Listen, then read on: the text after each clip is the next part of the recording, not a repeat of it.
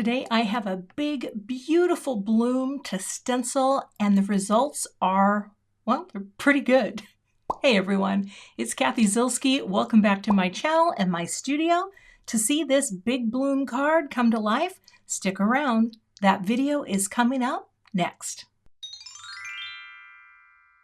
Here's a look at what I'm going to be working with today, and I have this big, gorgeous Alluring Orchids stamp set. I have the coordinating dies, and under here somewhere, I have the layered stencils. So this is always so nice to have this ability to have a big image, and this is a huge image. I mean, this piece of paper is, I think, 8.5 by 4 3/4, so it's a big image. I won't be using all of it, but let me get set up to start using the stencils to fill all of this in. I'll be using my Stamp Wheel 2.0 as my base to have my stencils be in, so this grip mat will hold it nice and tight.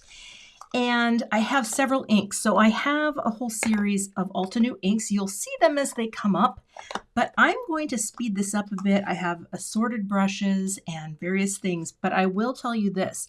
Once I get this lined up, I'm going to have to use a little low-tack tape just to hold everything in place because the stencil is a little smaller and the paper is held in place, but the stencil is not.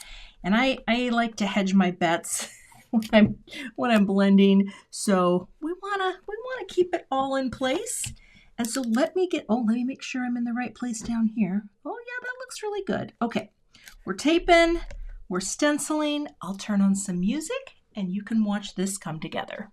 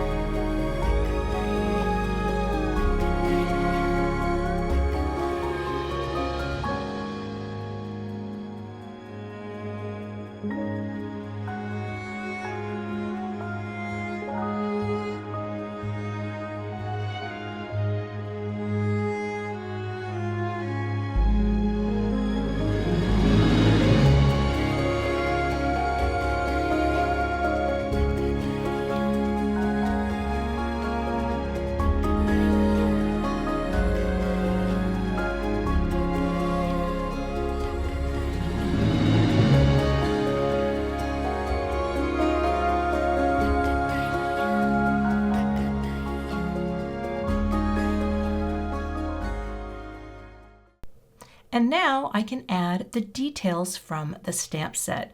And this is pretty easy to do. And also I just want to point out we're losing the sounds because my power went out while I was filming this and I lost the audio recording. So I'm adding it now with a voiceover. Thank you. All right, we're picking it up with the Stamp Wheel door and flipping it over. And I'm going for a tone on tone look here. So I'm going to stamp these details with the golden honeycomb. I thought that would look nice because I wanted it to be a bit more subtle. And I'm still getting the hang of stamping with the stamp wheel, the old flip motion, but it's pretty cool. Once it's locked in, I'll bring in my Stampin' Bug just to add a little pressure to the door and transfer that ink. And look at that. Isn't that pretty? It's very subtle. So I'll clean off these stamps and then take that other little tiny stamp for the detail at the bottom. Both of the flowers at the top and the bottom use the same little stamp. So we're adding that, inking it up, and the flip and press. And there we have the detail added. Next, I'm going to stamp the Sending Hugs greeting. I thought this would be a nice encouragement card. And I've got the same cardstock in the center that is some Neenah Classic Crest Solar White in the 110. I'm using my stamp conditioning eraser just to get that stamp primed. And I've got my ink and powder ready to go. But I will add my anti-static powder to that cardstock below just to remove static and oil so that when I stamp my embossing ink and add my powder, the embossing powder only sticks where the greeting is stamped. Give that a nice press.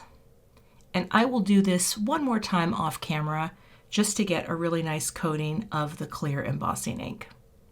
I'm adding on the embossing powder. And that looks really good. At first I thought the S didn't stamp all the way, but that is just a stylistic little thing on the end. It's very cute. I'll get my heat tool warmed up and we will melt the powder. Love watching it melt. It's magical. It's also quieter when you're doing a voiceover. All right, shiny goodness ensues. And now I will take the coordinating dies to cut the greeting out, an extra layer to back it with, and this large bloom. I just wanted to show you how big this is on the plate, but it does fit on my regular sized plate for my Anna Griffin Impress machine, but look at that. I've got some Distress Spritz in the fossilized amber, and I made my white note card, and I wanted to add a little splatter. So we've got a little pool here on my work surface. This is a really nice medium for adding little gold splatters. I have several in my collection and I like to play with different ones all the time. But just a nice little diagonal. And then I brought in a little black ink. This is just some Gina K Black Onyx. It's a cube that I always use. I added a little water and we're putting just a few. I just wanted a little more something going on. All right. I'm adding my liquid glue to the floral and adhering it to my card front. This card front is 4 1/4 by 5 1/2 tall. And I really love this look of a flower filling the whole panel. Even though it seems like we're wasting, yeah, it's okay. We're going to trim off the excess here on the paper trimmer. And it just has a cool look. It just looks like the bloom is exploding out of the space, and I love that look.